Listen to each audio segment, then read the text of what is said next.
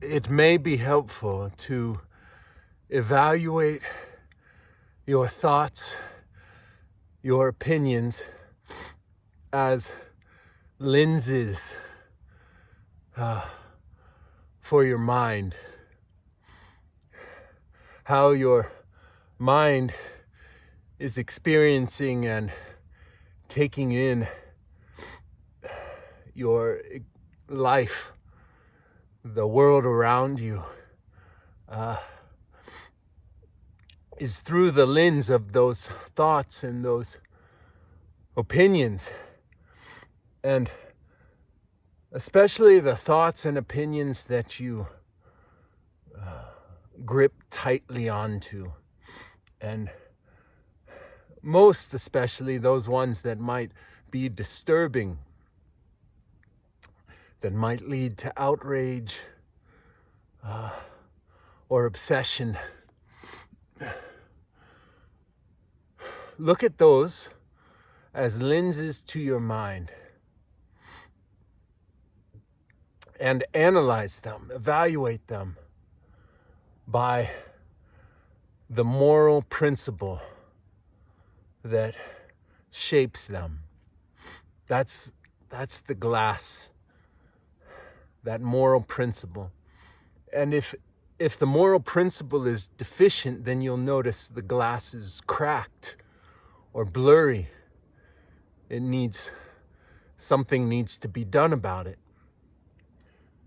Thank goodness God has given us a church who offers sacraments that are this wellspring of grace to help us with that.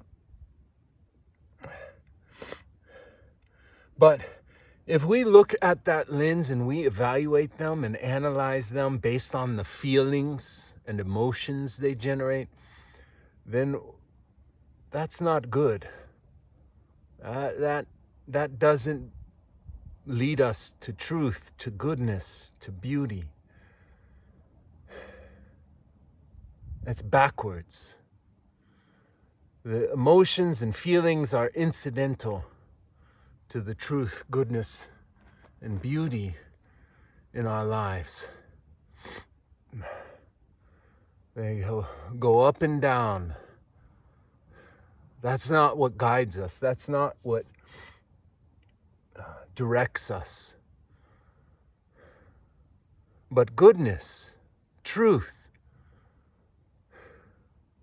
that's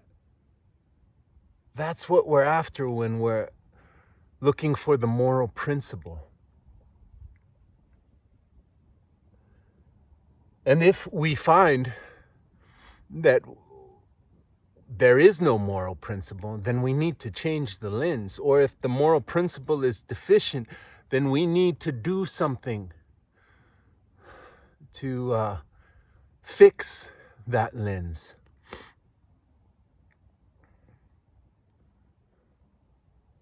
But our mind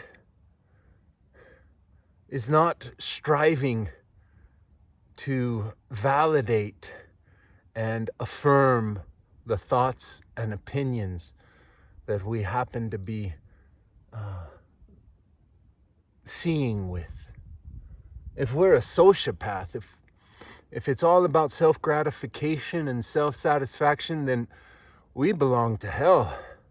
We got a lens cap on or no lens at all.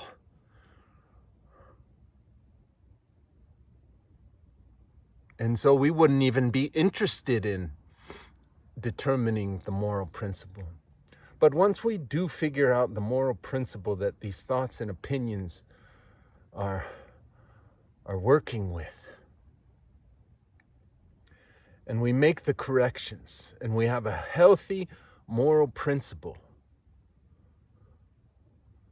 that our thoughts and our opinions are seeing through, a clear lens, then our mind begins to grow in wisdom, begins to deepen in our communion with God. And our mind will actually be interested in edifying, graceful thoughts and opinions. We won't be so easily manipulated. We won't find satisfaction in manipulating others. We'll start to see the vanities of this world that we may have formerly thought were valuable.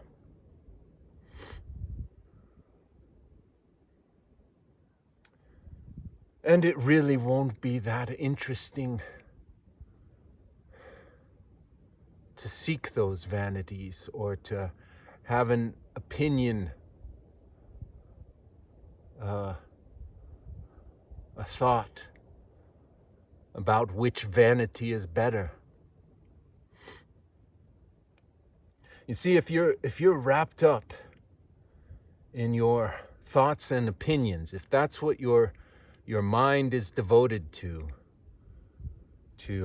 affirming your thoughts and opinions because those thoughts and opinions bring the satisfaction of certain emotions or feelings, if that's what you're caught up in, then it doesn't even matter if your thoughts and opinions are the best ones on the market. If you're right, fine, you're right. This is better than that. It doesn't matter because you're playing with the magic 8-ball or the Ouija board, and you're thinking, well, we just need to ask the Ouija board the right questions. That's the problem when you end up in hell from that Ouija board. It's because you were asking the wrong questions, talking to the wrong dead people or spirits or what have you. Yeah, you just got to do it this way and not that way. Or you ask the magic 8-ball the wrong question, and that's why you got a misdirected guidance. Those moral principles are the ones that belong to hell, the ones that are independent, that are vain, are lost. But if your moral principles develop from your obedience to God, then they will grow and be formed in the life and love of God, and will lead you to who God made you to be. You won't be distracted, manipulated. You won't be misguided. You won't get lost. You'll keep heading towards the promised land.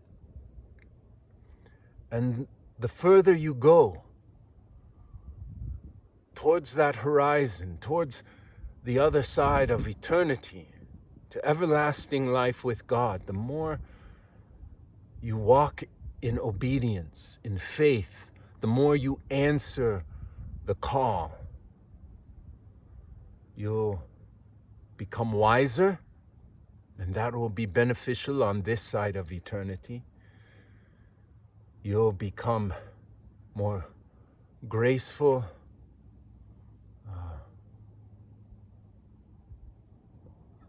you'll fill up with more of God's goodness, truth, and beauty. That will benefit others on this side of eternity. And you'll have a clearer picture, clearer understanding, the wisdom of God that shows you who God made you to be. You will actually start to increase in self-knowledge. See, the problem is if if all you're doing is seeking to affirm and elevate your thoughts and opinions because those gratify the emotions and feelings that you think are satisfactory, if all you're doing is sort of confirming yourself as you understand yourself to be, then you won't ever really be working towards self-knowledge, because you're dependent upon God for truth, beauty, goodness. You're dependent upon God and your faithfulness and your obedience to God and your communion with God to gain the wisdom of the way, the truth, and the life. God knows who He made you to be. God knows actually who you are. God knows what your moral principles are, that you may even be hiding from yourself.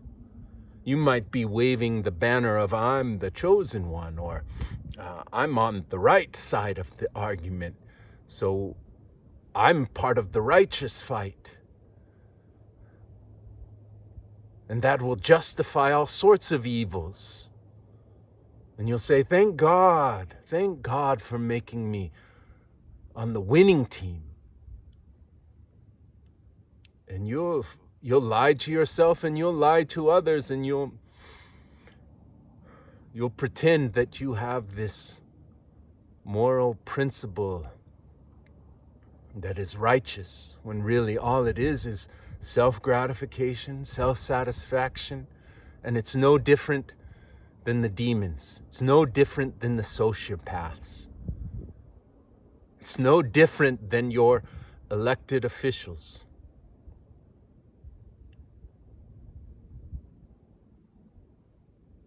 Than your corporate lords. And you'll be stuck. You'll be stuck in that magic 8-ball, waiting for it to come up with the answer that satisfies you and gives you your vain emotion or feeling.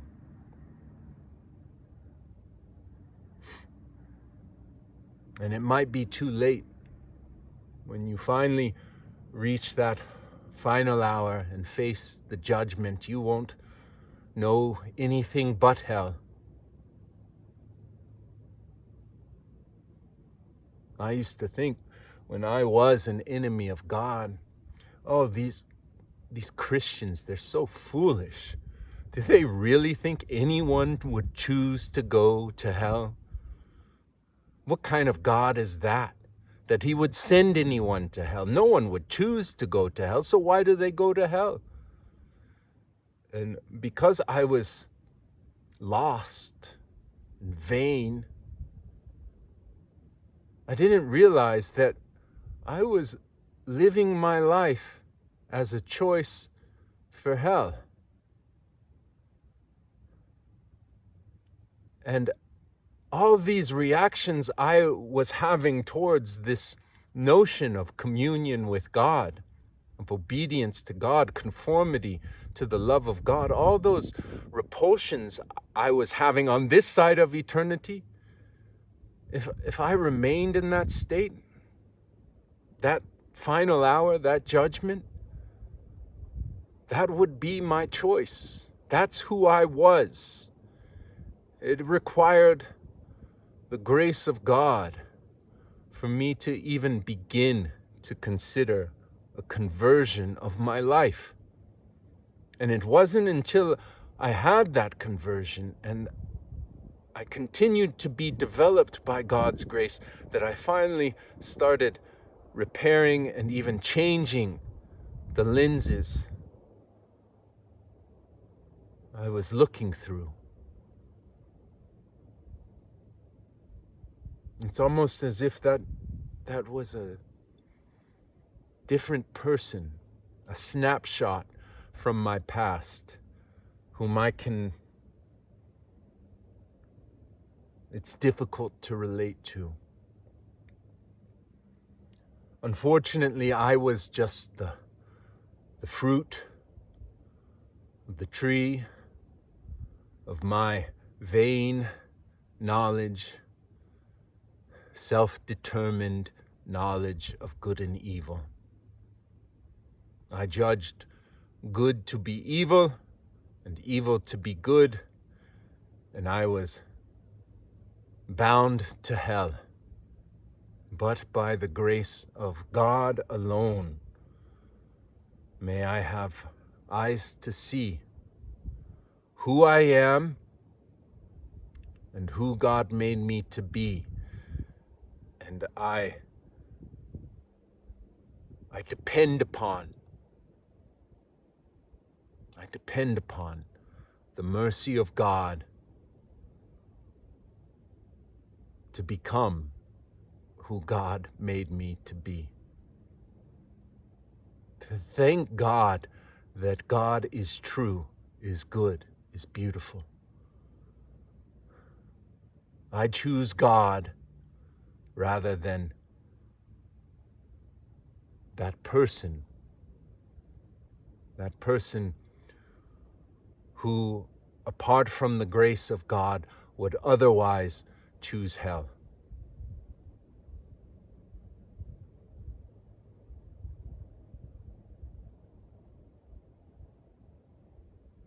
May the fire of God's love purge away all our foolish vanity and give us eyes to see, ears to hear, and a mind to receive the wisdom, the truth, the beauty, the goodness of God's love.